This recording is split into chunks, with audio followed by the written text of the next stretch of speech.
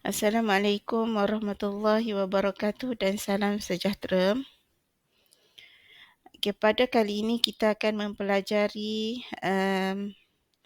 satu lagi aplikasi yang boleh digunakan dalam pemasaran atas talian untuk semua usahawan, iaitu Instagram.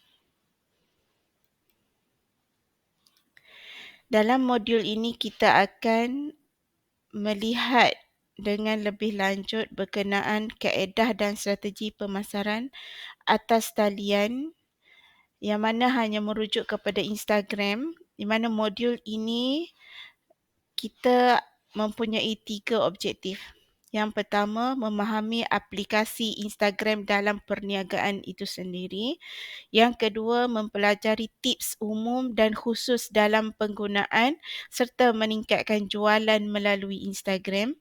Dan yang ketiga, mengenal pasti galakan dan larangan serta polisi dan peraturan dalam penggunaan Instagram kepada usahawan. Antara subtopik atau kandungan yang akan diperincikan dalam modul kali ini adalah pengenalan. Seterusnya tips penggunaan. Kita ada 2, tips penggunaan umum dan khusus. Ketiga, galakan dan larangan. Keempat, polisi dan peraturan, dan seterusnya penutup. Bagi pengenalan, secara umum kita telah ambil maklum Instagram merupakan aplikasi istimewa di mana wujudnya perkongsian foto dan video percuma di semua peranti untuk semua pengguna atau yang mempunyai akaun, terutamanya kepada usahawan. Para usahawan atas talian boleh menggunakan Instagram sebagai platform periklanan kerana ianya hanya melibatkan kos yang rendah. Instagram mempunyai lebih 1 bilion pengguna yang aktif di seluruh dunia dan lebih 500 juta pengguna melayari aplikasi ini setiap hari. Okay, berdasarkan tinjauan, pengusaha di syarikat-syarikat besar dalam dunia juga menggunakan aplikasi ini sebagai medium promosi utama. So kat sini kita ada 2 poin penting lah yang mana aplikasi ini berbeza dengan aplikasi yang lain yang mana ianya hanya fokus kepada promotion atau untuk mempromosi barang melalui foto dan video. Yang kedua ianya adalah free lah. Okey. Seterusnya kita perlu lihat kepada fungsi perniagaan dengan menggunakan Instagram ni. Apa Instagram sediakan kepada semua usahawan.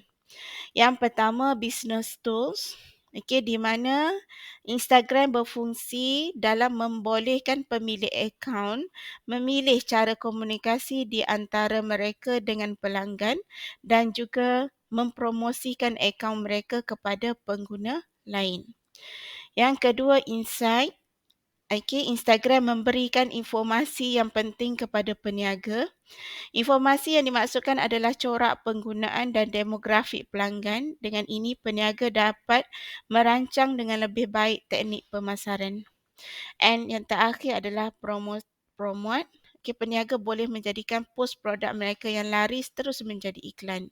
Dengan cara ini, produk dan akaun peniaga akan lebih dikenali dan mendatangkan impak positif kepada perniagaan.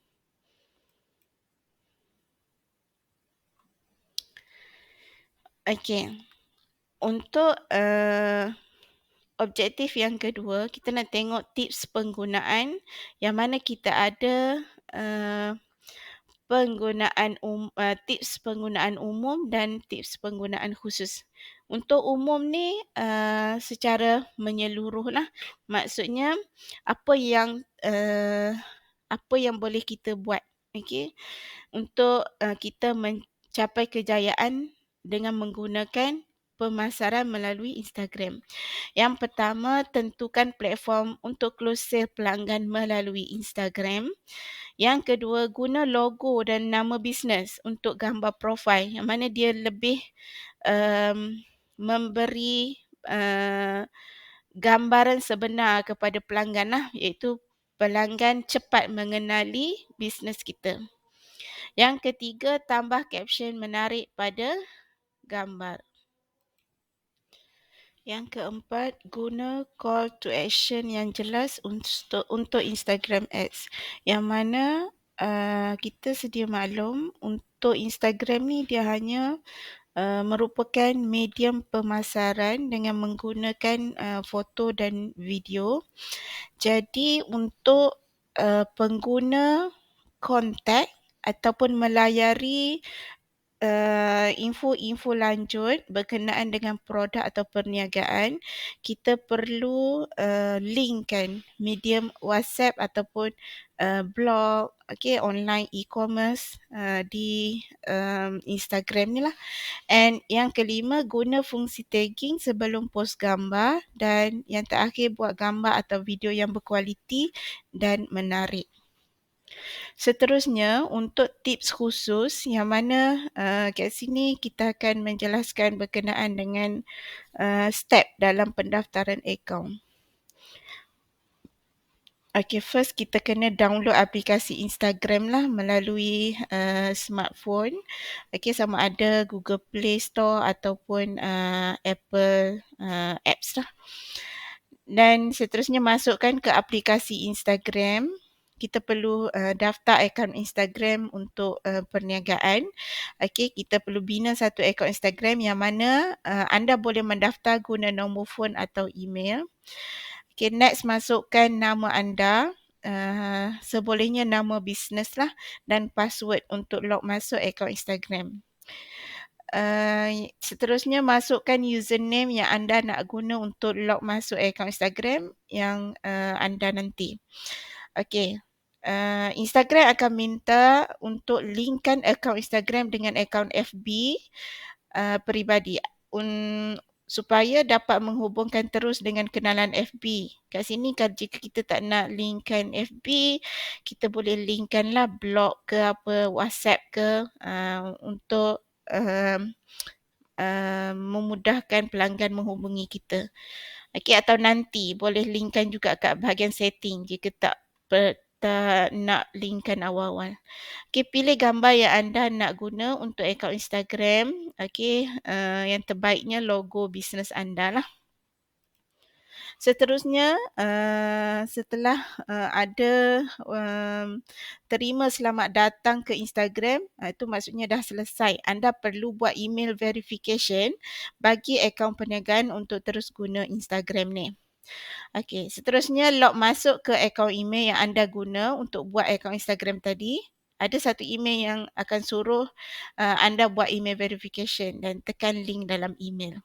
Klik pada logo macam bentuk orang di bawah untuk ke laman profil Instagram kita. Seterusnya klik pada simbol options untuk masuk ke bahagian options, iaitu bagi menukar akaun kita kepada akaun bisnes lah. Klik pada switch to business profile. Okay. Next, tekan continue dan continue. Seterusnya, Instagram akan minta anda untuk linkkan pada FB page business. Jadi anda wajib ada FB page lah untuk memudahkan kita create account business dalam Instagram. Pilih FB page business untuk akaun Instagram business anda, tekan logo arrow next kat bucu atas dan masukkan info bisnes anda supaya orang boleh hubungi anda. Anda boleh pilih sama ada nak letak salah satu lah. Okay. Untuk bisnes yang ada kedai fizikal, terbaiknya masukkan alamat kedai untuk mudah pengguna akses kita lah mencari kita. Okey, itu antara tips-tips penggunaan Instagram. Seterusnya, kita sebagai usahawan semestinya tujuan utama kita membina platform yang mesra dengan kita sebagai pengguna platform ni dan mesra juga kepada pelanggan kita nanti. So kat sini kita ada beberapa cara lah untuk memajukan perniagaan dengan Instagram, yang mana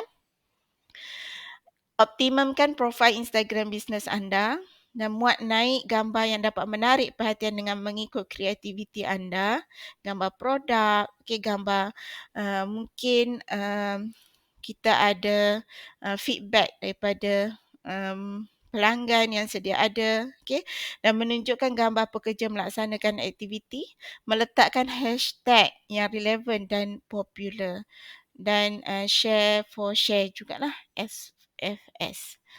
Teknik pemasaran berkesan, kita boleh follow orang yang ada minat dalam niche business. Dan seterusnya, post paling kurang 9 gambar untuk permulaan dan post 2 gambar setiap hari secara konsisten. Untuk kita memastikan perniagaan kita ini tidak jauh daripada pelanggan lah. Seterusnya kita teruskan dengan galakan dan larangan dalam penggunaan Instagram ni untuk pemasaran. Yang pertama, untuk galakan, tetapkan matlamat dengan betul. Tujuan sebenar kita menggunakan Instagram ni jangan salah gunalah, dan gunakan warna yang konsisten. Guna gaya tulisan yang konsisten di dalam setiap post. Masukkan caption yang menarik. Hantar post secara konsisten. Analisa posting yang paling berjaya dan beri maklumat kepada komen terhadap post anda. Antara larangan dalam mencapai kejayaan sebagai usahawan dengan menggunakan Instagram ni, para usahawan tak boleh tidak jelas kenapa kita buat bisnes. Dengan kata lain, tak ada tujuan lah. Yang kedua, tiada perancangan yang betul. Yang keempat, tiada ilmu bisnes dan mentor. Yang kelima, seterusnya tiada strategi dalam bersaing, dan seterusnya teragak-agak dalam membuat keputusan. Dalam menggunakan Instagram, kita juga mempunyai beberapa polisi dan peraturan dalam memastikan kita tidak menyalahgunakan platform yang ada ni lah. Yang pertama, para usahawan perlu mendaftar perniagaan di SSM di bawah Peraturan Perlindungan Pengguna. Urus Niaga Perniagaan Elektronik 2012 sekaligus membolehkan para pengguna yang membuat pembelian secara online lebih terlindung berbanding sebelum ni. Peraturan ini telah berkuat kuasa sejak Julai 2013 lah. Dan bagi memastikan yang mana pelbagai informasi berkaitan syarikat dipaparkan pada laman jualan. Ini membolehkan pembeli mengetahui ia dengan mudah. Antara yang perlu dipaparkan adalah termasuk nama orang yang menjalankan perniagaan bagi maksud membekalkan barang atau perkhidmatan melalui tapak web atau dalam pasar dalam talian, atau nama perniagaan atau nama syarikat.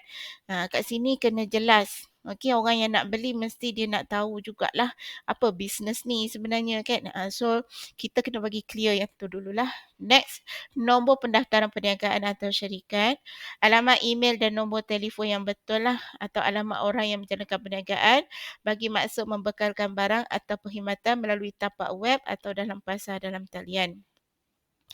Perihal tentang ciri utama barang atau perkhidmatan itu, harga penuh barang atau perkhidmatan termasuklah kos pengangkutan, cukai dan apa-apa kos lain, kaedah pembayaran, terma dan syarat-syarat, anggaran masa penghantaran barang atau perkhidmatan kepada pembeli.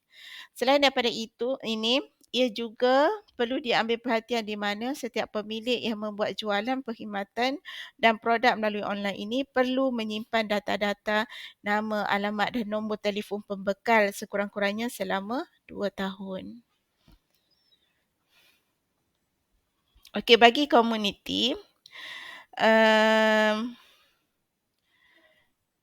untuk penggunaan Instagram ini, kita perlu berhati-hatilah yang mana hanya kongsi foto dan video yang anda ambil atau berhak untuk berkongsi. Tidak boleh, maksudnya sumber gambar tu kita tak boleh sewenang-wenangnya mengambil daripada pihak lain lah. Okay, siarkan foto dan video yang sesuai bagi pelbagai lapisan penonton, pupuk interaksi yang bermakna dan tulen, ikut undang-undang, hormati ahli komuniti Instagram yang lain, pelihara persekitaran sokongan kami dengan tidak menyanjung pencederaan diri dan berhati-hati semasa menyiarkan acara bernilai berita. Okay, so thank you. Sekian dah tamat dah. Okay, pembelajaran kita bagi modul untuk Instagram. Selamat maju jaya. Terima kasih.